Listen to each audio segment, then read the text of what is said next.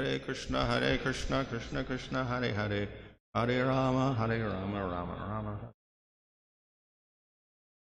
Rama. Reading from Bhagavatam 11.9, verse. Eko nārāyaṇo devaḥ pūrva-sṛṣṭaṁ sva-māyayā saṁhṛtya kāla-kalayā kalpānta idam īśvaraḥ eka evādvitīyo bhūd ātmādhāro khilāśrayaḥ.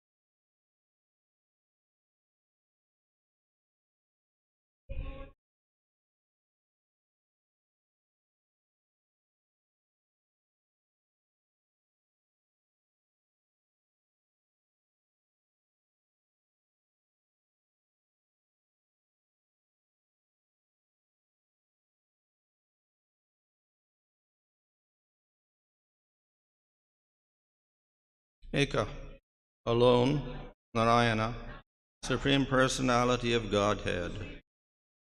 Deva, God, pūrva, previously, sṛṣṭaṁ, created, sva-māyayā, by his own potency, saṁhṛtya, withdrawing into himself, kāla, of time, kalayā, by the portion, kalpānta, at the time of annihilation, idam, this universe, īśvaraḥ, supreme controller, eka, alone, eva, indeed, evādvitīyo, without a second, bhūd, became, ātmādhāro, one whose self is the reservoir and resting place of everything.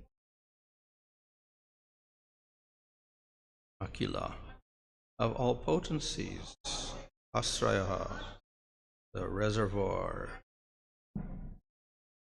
Translation: the Lord of the universe, Nārāyaṇa, is the worshipable God of all living entities without extraneous assistance. The Lord creates this universe by his own potency, and at the time of annihilation, the Lord destroys the universe through his personal expansion of time and withdraws all the cosmos, including all the conditioned living entities, within himself. Thus, his unlimited self is the shelter and reservoir of all potencies. The subtle pradhāna, the basis of all cosmic manifestation, is conserved within the Lord, and in this way, non-different from him. In the aftermath of annihilation, the Lord stands alone. Purport, as will be explained in verse 21 of this chapter, the Lord's independent creation and annihilation of the universe can be compared to the spider's creating and withdrawing his web. The word eka, or one alone, is mentioned twice in this verse to emphasize there is only one Supreme Personality of God, and that all universal affairs as well as spiritual pastimes are conducted by his potency alone.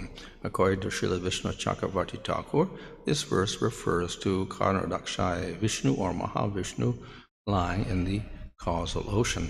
The words ātmādhāro and khilāśrayaḥ both indicate that Nārāyaṇa is the reservoir or shelter of all existence.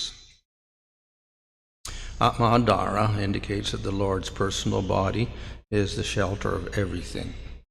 Mahavishnu is the plenary portion of Lord Krishna, the original Supreme Personality of Godhead, from whose body expand the innumerable potencies that manifest the material and spiritual worlds.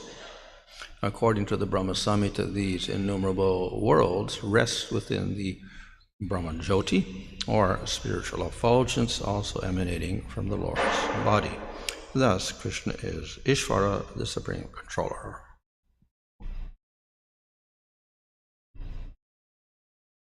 So the previous verses discussed detachment and the yoga process.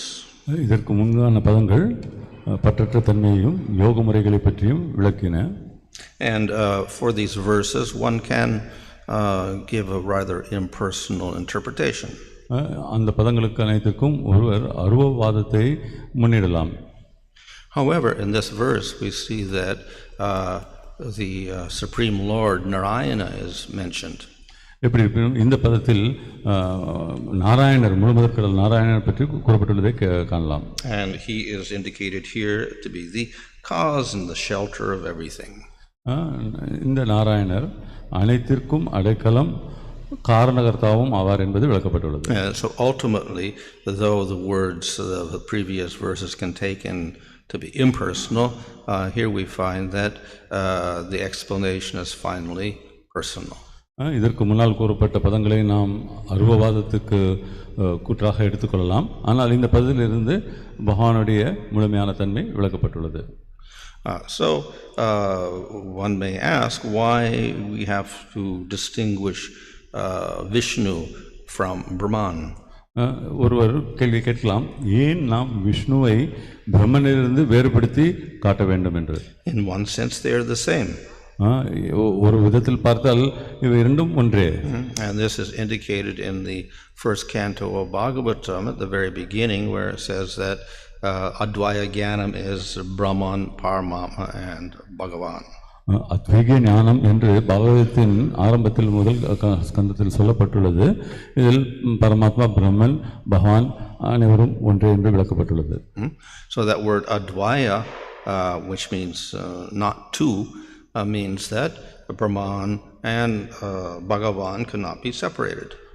Advaya இரண்டல்ல என்ற பொருள் பிரம்மன், பரமாத்மா, பகவான் பிரிக்க முடியாதவர்கள் என்பதை உணர்த்துகிறது. And of course, those who maintain Brahman ultimately say Brahman is the highest, Brahman is one. Those who indicate Vishnu, they say he is ultimate and he is one. பிரம்மனை முதல் நிறுத்துபவர்கள் அவரே உன்னதமானவர், மேலானவர் என்று கூறுகிறார்கள். விஷ்ணுவை முன்னிறுத்துபவர்கள் விஷ்ணுவையும் முதற் கடவுளாக ஏற்கிறார்கள். So both the impersonalists and the personalists believe in one supreme entity. ஆகவே அருவவாதிகளானாலும் சரி, உருவவாதிகளானாலும் சரி, ஒரு முதற் கடவுள் இருப்பதை ஏற்றுக்கொள்கிறார்கள். So why do we criticize people who worship Brahman? ஆகவே நாம் பிரம்மனை வணங்குபவர்களை ஏன் எள்ளி நகையாட வேண்டும்? So though they are one, there is also some difference. இவை இரண்டும் ஒன்றே ஆனாலும் சில வேறுபாடுகள் உள்ளன. We can also say Krishna and Narasimha are one because they're both Bhagavan. நாம் கிருஷ்ணரையும் நரசிம்மதேவர் கூட ஒன்றே என்று கூறலாம், ஏனால் இருவரும் பகவானே. Yet we also say they are different. இருப்பினும் அவர்கள் மாறுபட்டிருக்கிறார்கள் என்பதையும் கூறுகிறோம். So Krishna plays with the cows and Nrsimhadev does not play with cows. கிருஷ்ணர் பசுக்களுடன் விளையாடுகிறார், நரசிம்மதேவர் அதை செய்வதில்லை. Krishna has Raslila and Nrsimhadev does not have Raslila. கிருஷ்ணர் ராசலீலைகளை செய்கிறார், நரசிம்மர் அதை செய்வதில்லை. See some obvious differences in pastimes. ஆகவே இத்தகைய மாறுபாடுகள் லீலைகளில் உள்ளன. And there's difference in form. மேலும் ரூபத்திலும் வேற்றுமைகள் உள்ளன. And therefore we distinguish even the different forms of God, Bhagavan. ஆகவே தான் நாம் பகவானது பல்வேறு நிலைகளையும் ரூபங்களையும் வேறுபடுத்தி பார்க்கிறோம். Nevertheless, if one worships Nrsimhadev or Vishnu or Ramchandra or Krishna, we accept all these persons as bona fide devotees. எப்படி இருப்பினும் ஒருவர் நரசிம்மதேவரையோ விஷ்ணுவையோ ராமச்சந்திரரையோ அல்லது கிருஷ்ணரையோ வணங்கினால் அவர்களை அங்கீகரிக்கப்பட்ட பக்தர்களாக நாம் ஏற்றுக்கொள்கிறோம். But we do not consider the people who emerge in Brahman to be the same as the other devotees. ஆனால் அதே சமயத்தில் பிரம்மனில் ஒன்றாக இணைப்பவர்களை நாம் மற்ற பக்தர்களுடன் சேர்த்துக் கொள்வதில்லை, ஏற்றுக்கொள்வதில்லை. So Brahman and Bhagavan, yes, they are one entity. பிரம்மனும் பகவானும் ஒரே நபரே. However, that Brahman aspect of the Lord is quite different. ஆனால் பகவானுடைய பிரம்மான் என்ற தன்மை வேறுபட்டதாகும். That Brahman has no particular form, no qualities, no activities. பிரம்மனுக்கு எந்த விதமான ரூபமும் இல்லை, குணாதிசயங்கள் இல்லை, குணங்கள் இல்லை, லீலைகளும் இல்லை. Whereas all the forms of Bhagavan have form, qualities and activities.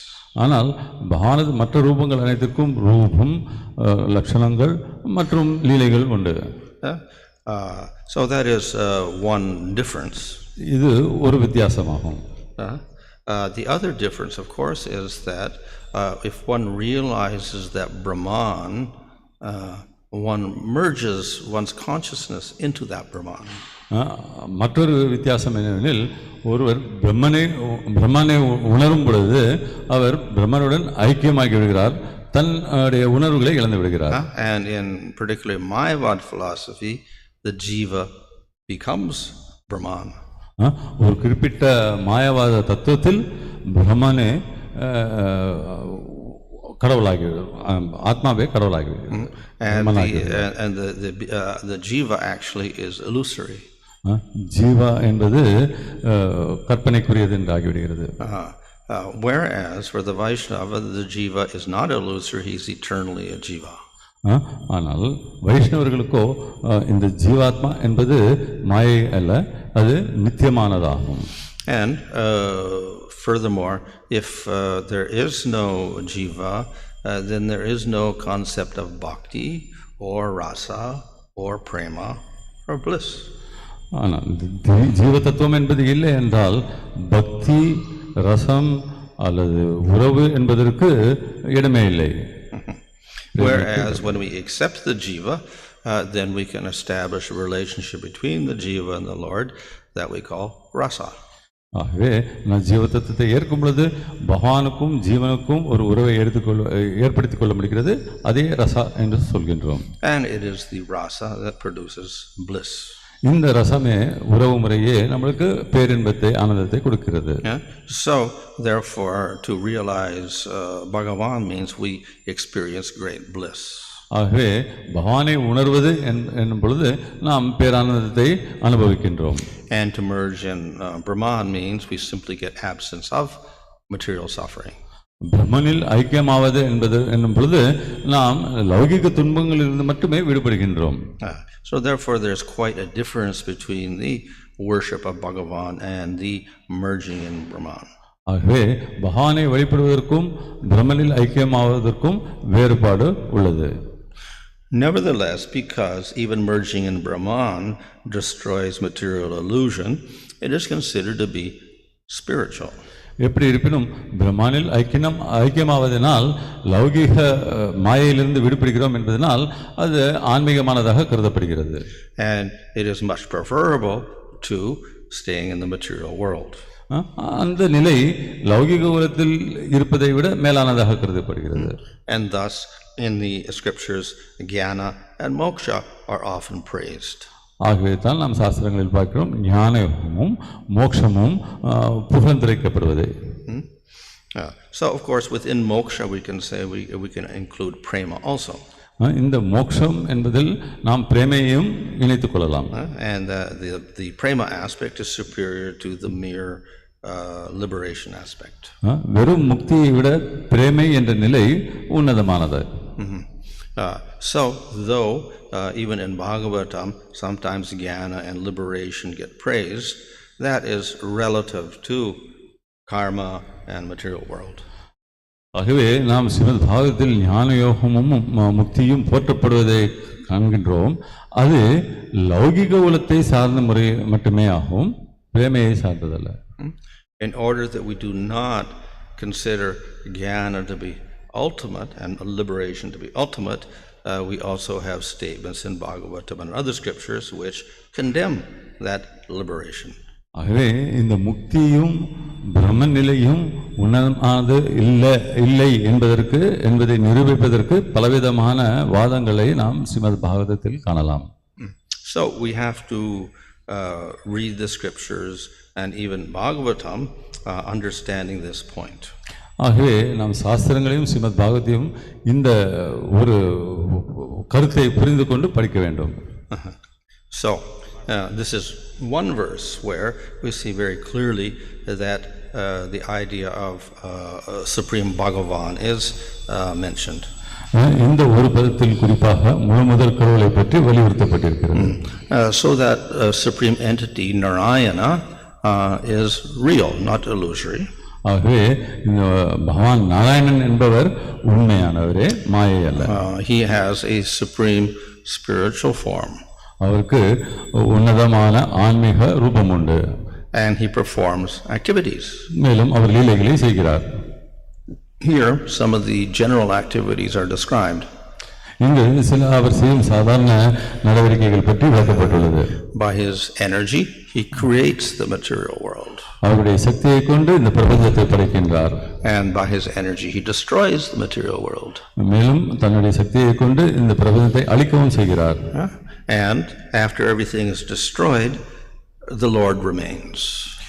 அனைத்தையும் அழித்த பிறகு அவர் தனித்து நிற்கின்றார். Everything is within the Lord. அனைத்தும் பகவானில் அடங்கியுள்ளது. So as mentioned in the purport, this verse can refer to Mahavishnu. ஆகவே இந்த விளக்குரையில் கூறப்பட்டுள்ளது போல் இந்த பதம் மகாவிஷ்ணுவை குறிக்கின்றது. By his glance he manifests the material universe. அவரது கடற்கண் பார்வையினால் இந்த லௌகிக பிரபஞ்சங்களை படைக்கின்றார். And by his will, after 100 years of Brahma, he destroys all the universes. பிரம்மாவின் 100 ஆண்டுகளுக்கு பிறகு அவருடைய விருப்பத்தின்படி அனைத்தையும் அழிக்கவும் செய்கிறார். And all the jivas enter into Mahavishnu. அனைத்து ஜீவாத்மாக்களும் மகாவிஷ்ணுவில் அடைக்கலம் அடைகின்றனர். So he's the creator and destroyer of everything in the material world. ஆகவே மகாவிஷ்ணுவே அனைத்தையும் படைப்பவரும் அழிப்பவரும் ஆவார் இந்த லௌகிக பிரபஞ்சத்தில். So this verse shows that the Lord with his form is real. ஆகவே இந்த பதத்திலிருந்து நாம் புரிந்து கொள்வது என்னவென்றால் பகவான் உண்மையானவர். Matter is real. இந்த பொருள் என்பது உண்மையே. But it is temporary. ஆனால் நிலையற்றது, தற்காலிகமானது. And the Lord is eternal. மேலும் பகவான் நித்தியமானவர். He creates and destroys the material world, but the Lord is unchanging. அவர் இந்த லௌகிக பிரபஞ்சத்தை படைத்து அழிப்பதை செய்தாலும் அவர் எந்த விதமான மாற்றமும் இல்லாமல் நித்தியமாக இருக்கின்றார். So this is one general description of the Supreme Lord. இது பகவானை பற்றிய ஒரு பொதுப்படையான விளக்கமாகும். And we can say this is something that people can easily understand. இது மக்களால் எளிதாக புரிந்து கொள்ளக்கூடிய ஒரு விளக்கம். However, we know that this form of the Lord actually is technically called Paramatma. எப்படி இருந்தாலும் நாம் அறிவோம் பகவானது இந்த ரூபம் பரமாத்மா என்று அறியப்படுகிறது. He is the Lord who relates to the material world. இவர் லௌகிக பிரபஞ்சத்துடன் தொடர்பு உள்ளவராக இருக்கின்றார். And we have another form, Bhagavan. பகவான் என்று மற்றொரு ரூபம் இருக்கின்றது. He has nothing to do with the material world. அவருக்கும் இந்த லௌகிக பிரபஞ்சத்துக்கும் எந்த விதமான தொடர்பும் இல்லை. He performs activities with devotees in the spiritual world.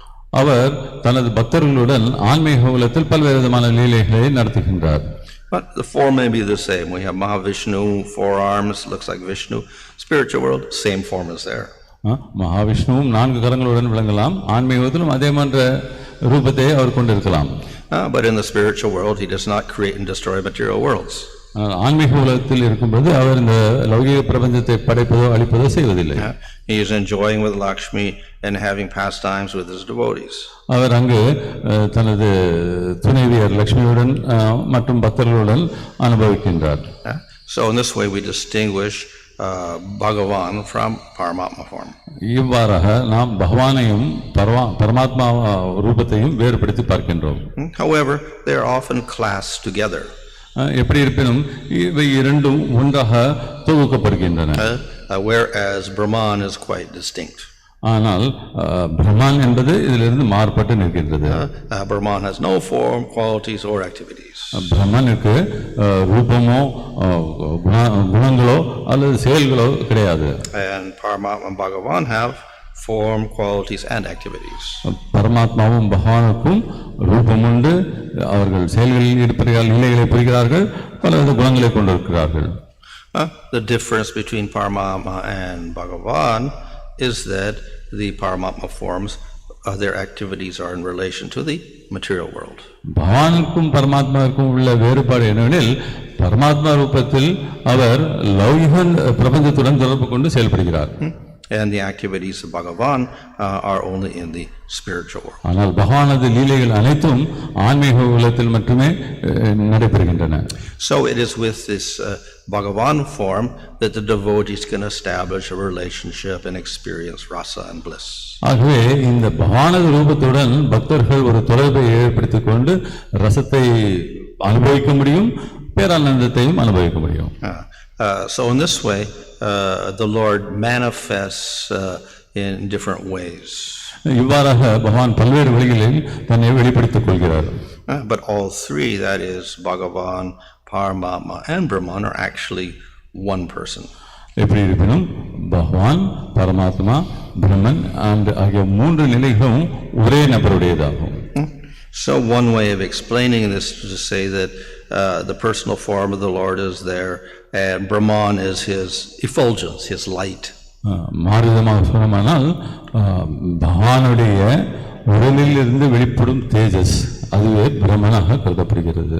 So just as the sun and its light are non-different, so the form of the Lord and his effulgence are non-different. எவ்வாறு சூரிய பகவானும் அவருடன் தோன்றும் வெளிச்சமும் மாறுபடாமல் இருக்கின்றதோ, பகவானும் அவர்களுடன் தோன்றும் பிரம்மஜோதியும் ஒன்றாக இணைந்திருக்கிறார்கள். However, we see that the effulgence of the Lord does not have a particular form. எப்படி இருப்பினும் பகவானது உடலிலிருந்து தோன்றும் இந்த ஒளிக்கதிரானது, பிரம்மனானது எந்த விதமான ரூபத்தையும் ஏற்பதில்லை. Another way of explaining this Brahman is to say that it is a distant and non-particular realization of Bhagavan. ஆகவே வேறு விதமானால் சொல்ல வேண்டும் என்றால், பிரம்மனை உணரும் நிலை என்பது வெகு தொலைவில் உள்ள பகவானை உணரும் ஒரு நிலை என்று சொல்லலாம். So the example is given in one of the Puranas of Narada Muni. Narada முனி என்னும் ஒரு புராணத்தில் விளக்கவரை சொல்லப்பட்டுள்ளது. And he's looking up at the sky, then he sees this light. அவர் வானத்தை நோக்கி பார்க்கின்றார், அங்கு வெளிச்சம் தோன்றுகிறது. And then after some moment the light gets closer.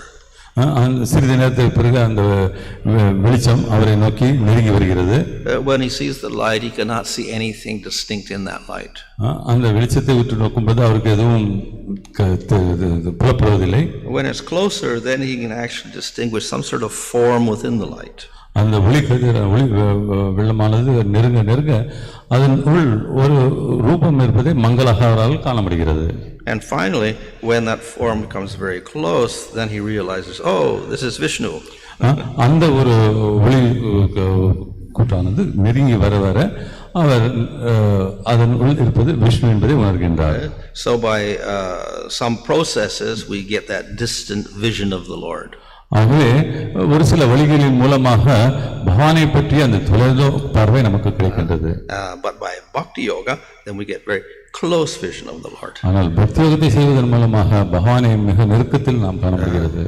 So through jnana then we just get this very distant realization of the Lord. ஆகவே ஞான யோகத்தை மேற்கொள்வதன் மூலமாக பகவானை பற்றி அந்த தொலைதூர பார்வையை நாம் பார்க்க முடிகிறது. Something great, something powerful, something very brilliant, something full of all knowledge.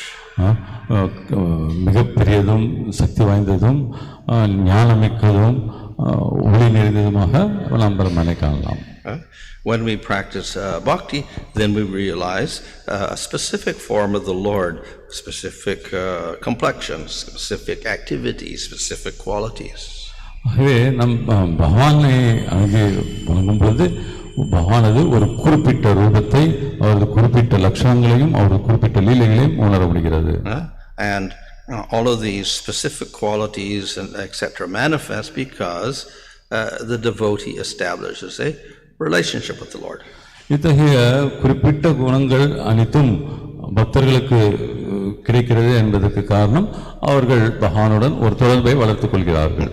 So of the two realizations, the detailed realization of the Lord is superior to the very distant realization of the Lord. ஆகவே இந்த இரண்டு விதமான உணர்வு நிலைகளில் விவரணமாக பகவானை அறியும் நிலை மிகவும் நெருங்கியதாகும். தொலைதூர பிரம்மனை நாம் முழுமையாக உணர முடிகிறது. The jiva develops more satisfaction from realizing all the details in the Lord. பகவானது பல்வேறு விவரங்களை அறிவதன் மூலமாக ஜீவாத்மா என்பது நெருக்கமாக பகவானை உணர முடிகிறது. Another way of explaining this is that the Brahman realization is realizing Bhagavan minus his Shaktis. மற்றொரு முறையில் நாம் உணரலாம், அதாவது பிரம்மன் நிலை என்பது தனது சக்திகள் இல்லாத நிலையில் பகவான் இருப்பதே ஆகும். So through the Lord's Sandini Shakti, he manifests his name, form, qualities and activities. ஆகவே பகவான் தனது சந்தினி சக்தியின் மூலமாக அவரது பெயர், ரூபம் மற்றும் லீலைகளை வெளிப்படுத்துகிறார். And through the Samvit Shakti, then we can the jiva can begin to realize that form, quality and activities of the Lord. சம்வித் சக்தியின் பகவானது சம்வித் சக்தியின் மூலமாக ஜீவாத்மா என்பது பகவானுடைய இந்த வெவ்வேறு குணாதிசயங்களை உணர முடிகிறது. And through the Hladini Shakti, the jiva can experience bliss in relation to the Lord. பகவானது ஹலாதனி சக்தியின் மூலமாக பகவானிடம் உள்ள பேரானந்தத்தை ஜீவாத்மாவுக்கள் அனுபவிக்க முடிகிறது. So if none of those Shaktis in the Lord manifest, then we don't see any form, qualities, activities or even name. பகவானது இந்த சக்திகள் வெளிப்படவில்லை என்றால் நாம் பகவானுக்கான ரூபத்தையோ அவரது குணாதிசயங்களையோ அல்லது அவரது செயல்பாடுகளையோ காண முடிவதில்லை. And the jiva has no ability to even realize anything other than himself. ஆகவே ஜீவனுக்கு தன்னை தவிர வேறு எதையும் உணரக்கூடிய சக்தி இருப்பதில்லை. And he doesn't experience bliss. மேலும் ஜீவாத்மா பேரானந்தத்தை அனுபவிப்பதில்லை. So in this way the realization in Brahman is quite inferior to the realization in prema. ஆகவே இவ்வாறாக பிரேமையில் பகவானை உணர்வதை விட பிரம்ம நிலையில் பகவானை உணர்வது என்பது ஒரு தாழ்ந்த நிலையாகும். Hare Krishna. Hare Krishna. In the last part of the translation, the subtle pradhāna, the basis of all cosmic manifestation, is conserved within the Lord, and in this way not different from him. In the aftermath of annihilation, the Lord alone stands. So question may be asked that why do the jivas, even after entering the Lord's body, when they come out, still they remain matter?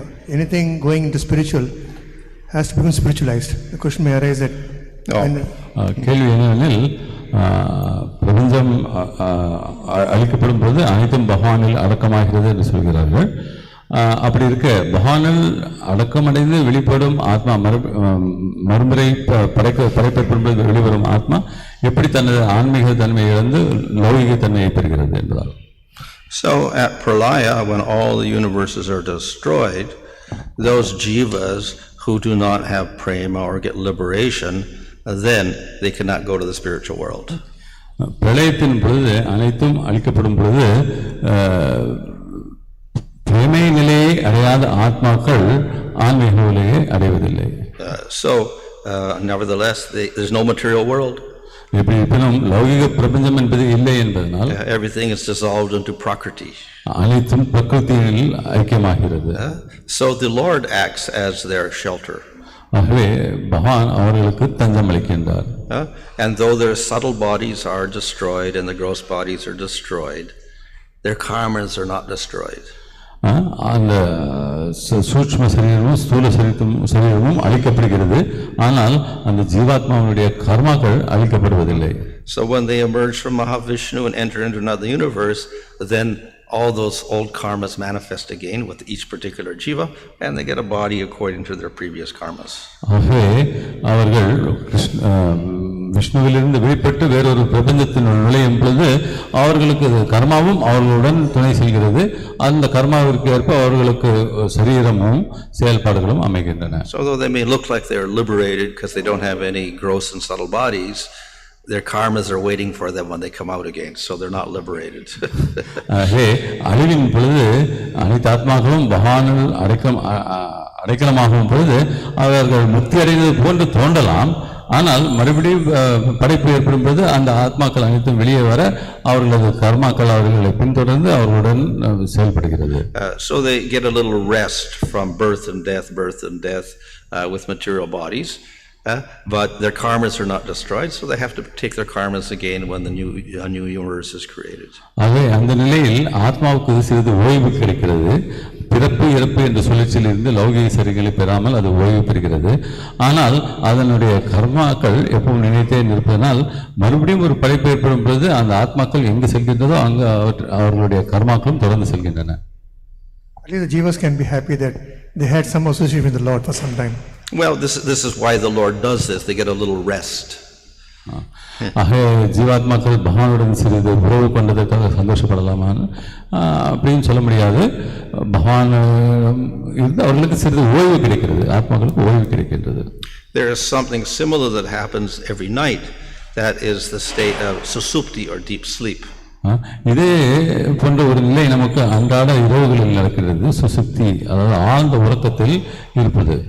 So in that state, the jiva is not really aware of his body or his senses or his identity, and he doesn't even dream. அந்த நிலையில் ஆத்மாவுக்கு தன்னுடைய உடலை பற்றியோ தன்னுடைய செயல்களை பற்றியோ எந்த விதமான ஒரு கனவை பற்றி கூட நினைவு இருப்பதில்லை. But his karmas are not destroyed, his ahankara is not destroyed, his mind not destroyed, they're still there. So when he goes back into, he wakes up, then everything continues as before. அந்த நிலையில் ஆத்மாவுடைய கர்மா அகங்காரம் என அனைத்தும் நிலைத்திருக்கின்றன. அது விழிப்படைந்து எழும் பொழுது அவை அனைத்தும் அவருடன் உணர்கிறார். Even the devotees also reach there if they are not perfected. They may be in bhava or ruchi. பூர்ணத்துவம் அடையாத பக்தர்கள் கூட அந்த நிலையை தான் பொருந்துமா என்பது கேள்வி. What's the question? No, you may everything is withdrawn to the Lord. So there may be in material world some devotees who have been practicing devotion service. They may be at the stage of ruchi or bhava. Will also they be going to the pralaya and come back on the stage? Oh, well, yeah. All the jivas who haven't attained prema, then they have to come back again. பிரேமை என்ற நிலையை அடையாத பக்தர்கள் கூட இதே நிலைக்கு தான் தள்ளப்படுகிறார்களா என்பது கேள்வி. பிரேமை அடையாதவர்கள் அனைவரும் திரும்ப பிறப்பெடுக்கிறார்கள் என்பது பதில். But because they've attained a high state of bhakti, then they can continue that bhakti. ஆனால் பக்தி என்ற பழக்கத்தில் அவர்கள் உயர்ந்த ஒரு நிலையை அடைந்திருப்பதால் அதை தொடர்வதற்கான ஒரு வாய்ப்பு கொடுக்கப்படுகிறது. How to understand the difference between impersonalists and mayavadis? அருவவாதிகளுக்கும் மாயாவாதிகளுக்கும் என்ன வித்தியாசம், இதை நாம் எவ்வாறு? Well, impersonalism means that one thinks that Brahman is the highest.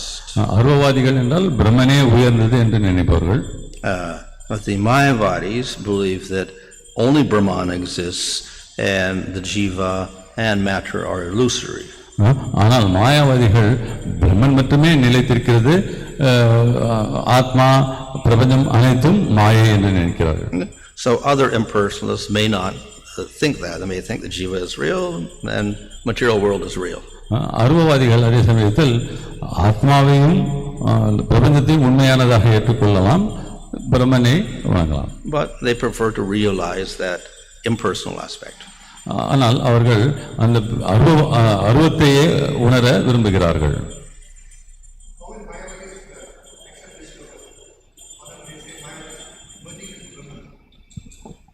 Mayavadis also may be happy with the shloka. This is our philosophy. All the jivas go and merge into the Lord. But nowhere does it mention here that anything is illusory. மாயாவதிகள் இந்த ஸ்லோகத்தை எப்படி கருத்தில் எடுத்துக்கொள்வார்கள் என்ற கேள்வி. அதற்கு குருமராஜார்கள் கூறிய பதில், இந்த ஸ்லோகத்தில் எங்குமே எதையுமே மாயை என்று சொல்லப்படுவதில்லை.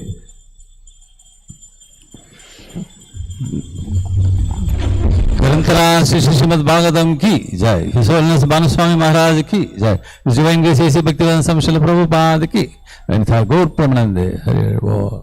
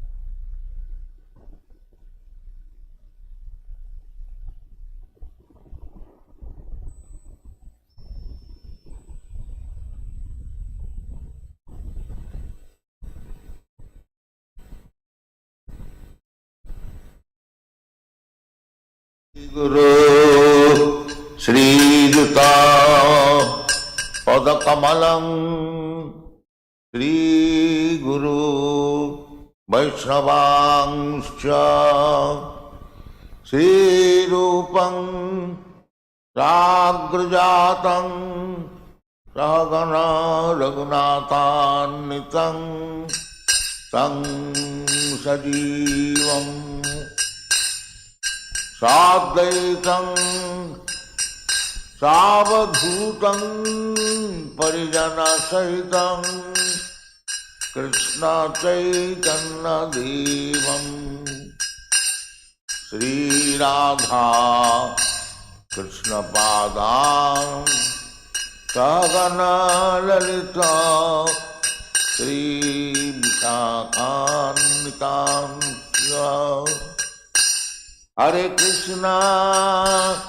हरे Krishna Krishna Krishna Hare Hare Hare Ram Ram Ram Hare Hare Hare Krishna Krishna Krishna Hare Hare Hare Ram Ram Ram Hare Hare Hare Krishna Krishna Krishna Hare Hare Hare Rama, Hare Rama, Rama Rama, Hare Hare. Hare Krishna, Krishna Krishna, Hare Hare, Hare Rama, Rama Rama, Hare Hare. Hare Krishna, Krishna Krishna, Hare Hare, Hare Rama, Rama Rama, Hare Hare. Hare Krishna, Krishna Krishna, Hare Hare, Hare Rama, Rama Rama, Hare Hare. Bhagavad Krishna Chaitanya Prabhu Nityananda Shri Advaita Gadadhara Srivasadi Gaur Bhakta-vrinda. Bhaja Shri Krishna Chaitanya Prabhu Nityananda Shri Advaita Gadadhara Srivasadi Gaur Bhakta-vrinda. Bhaja Shri Krishna Chaitanya Prabhu Nityananda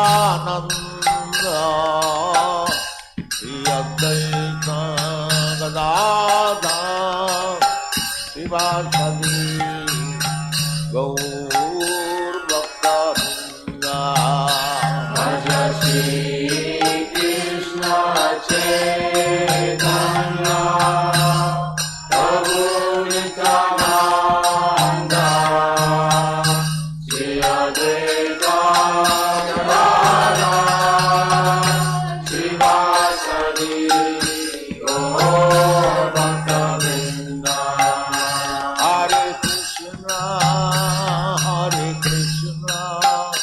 Krishna Krishna, Hare Hare, Hare Rama,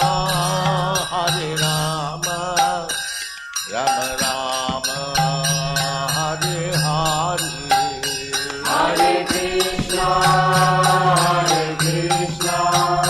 Krishna Krishna, Hare Hare, Hare Rama, Rama Rama, Hare Hare. Hare Krishna, Krishna Krishna, Hare Hare, Hare Rama, Rama Rama, Hare Hare. Hare Krishna,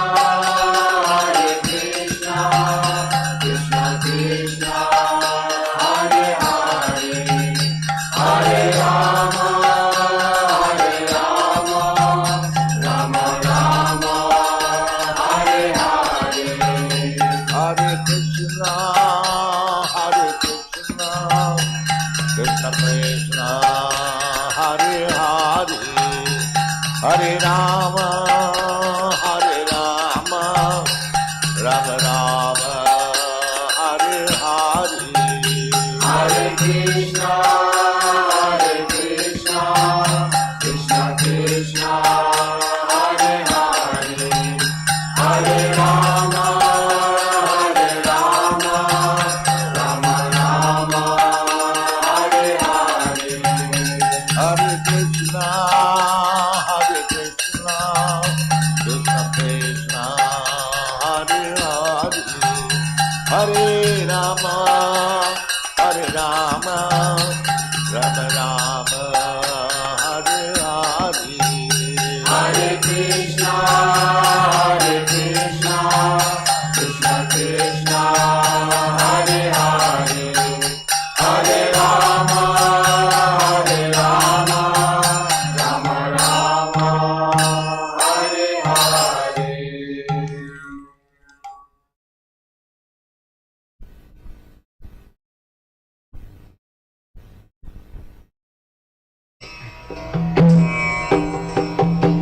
वन्देऽहं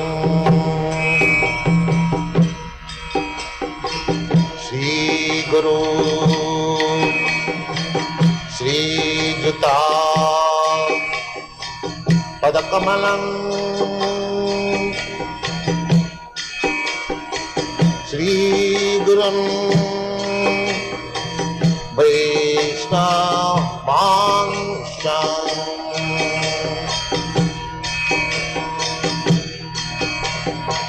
श्रीरूपं चाप्रजातं सहगना रघुनाथान्वितं त्वं सजीवम्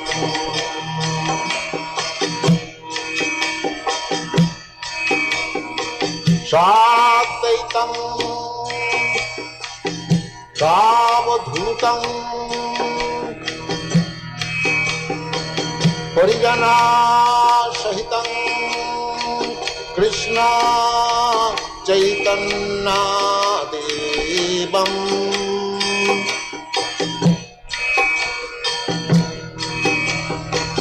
श्रीराधा कृष्णपदां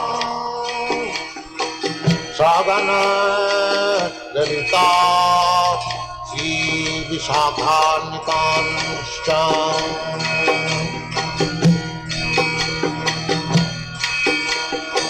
श्रीकृष्ण चैतन्य प्रभो नित्यानन्द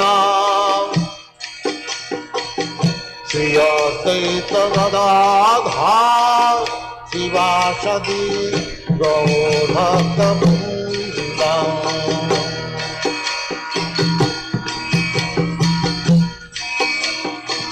श्रीकृष्ण चैतन्य प्रभो नित्यानन्द श्री अद्वैत